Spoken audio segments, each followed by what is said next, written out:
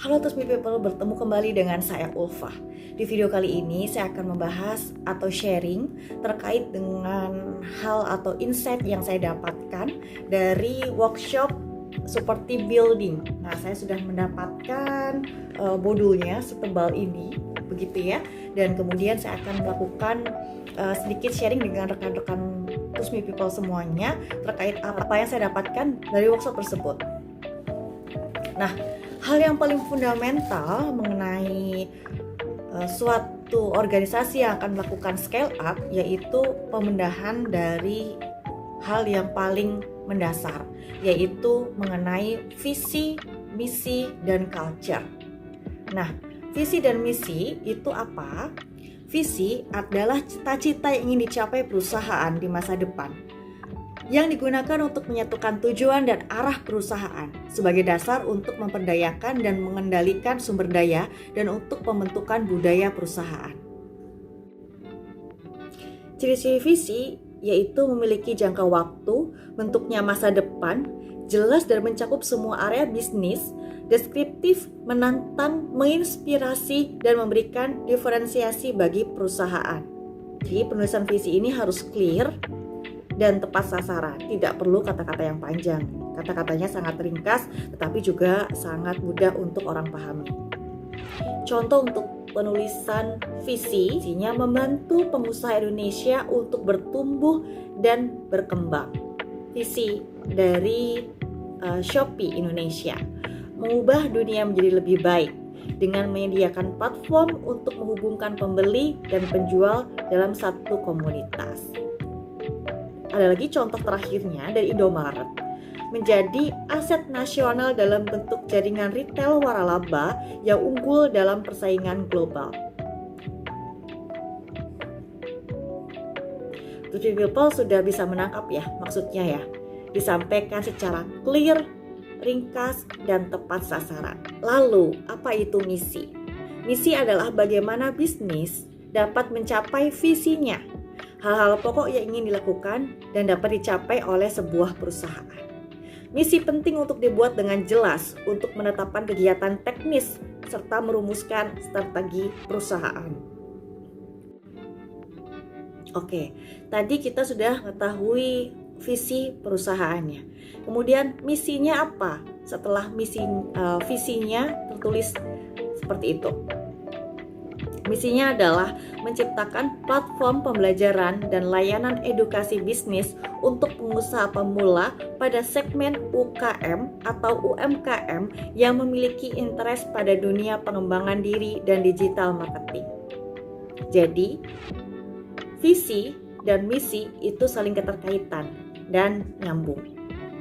Visi dan misi merupakan jembatan penghubung antara waktu sekarang dengan masa depan, memberikan energi, membakar semangat dan motivasi bagi tim, dan menjelaskan arti sebuah pekerjaan bagi tim. Nah, kemudian apa hubungannya dengan culture? Ketika kita sudah mengetahui visi dan misi suatu perusahaan, maka penggeraknya itu adalah habit atau kebiasaan yang kita sebut sebagai culture.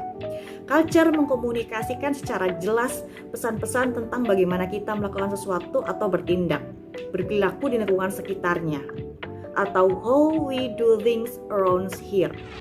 Dari Sweeney and McFarlane 2002. Culture juga dipandang sebagai salah satu sumber dari keunggulan bersaing perusahaan dalam menghadapi lingkungan yang terus mengalami perubahan. Nilai-nilai budaya yang diterapkan dalam sebuah organisasi bisa sebagai salah satu faktor yang menentukan kelangsungan hidup sebuah organisasi. Jadi, culture juga dapat memperkuat atau melemahkan organisasi. Lalu pertanyaan selanjutnya adalah, kenapa culture itu dirasa penting dan perlu untuk ada untuk menguatkan organisasi? Yang pertama adalah menyatukan semua anggota dalam perusahaan sehingga mereka tahu bagaimana saling terhubung dan bekerja sama satu dengan yang lain. Yang kedua, membantu super team untuk mengembangkan suatu kebersamaan identitas sehingga anggota tahu bagaimana mereka dapat bekerja sama secara efektif dan efisien. Dan yang ketiga, menjelaskan bagaimana masing-masing anggota dapat berkomunikasi di dalam perusahaan. Lalu, pertanyaan selanjutnya kembali adalah, siapa yang menentukan culture ini di suatu perusahaan? Ya, yang menentukannya adalah kita dan kesepakatan dengan tim terkait culture yang ada dan harus berlaku di perusahaan. Jadi, sebagai seorang leader, kita dapat mendefinisikan terlebih dahulu apa yang diinginkan, bagaimana aturan mainnya di suatu perusahaan itu. Kemudian sampaikan dan sepakati dengan tim.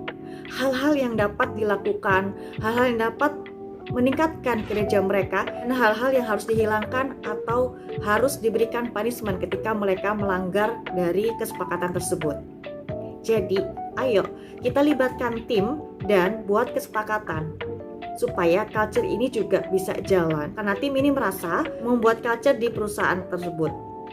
Hal ini akan membuat tim akan semakin engage dengan perusahaannya. Dia akan merasa memiliki perusahaannya karena dia berkontribusi terhadap pembentukan culture di perusahaannya dia sendiri. Lalu bagaimana nih kalau misalnya ternyata culture itu sudah terlanjur ada ketika kita bergabung di perusahaan tersebut? Berarti kita akan runut lagi ke belakang. Sebetulnya company purpose, apa tujuan perusahaan ini berdiri itu untuk apa?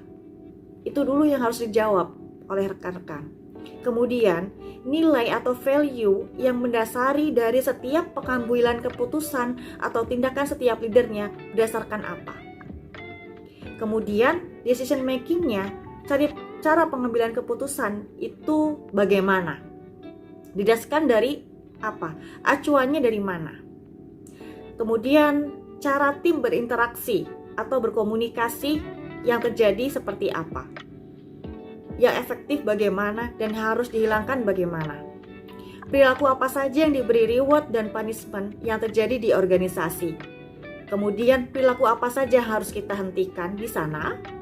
Dan aktivitas yang sejalan dengan tujuan itu juga harus digali lebih banyak dan harus dikuatkan.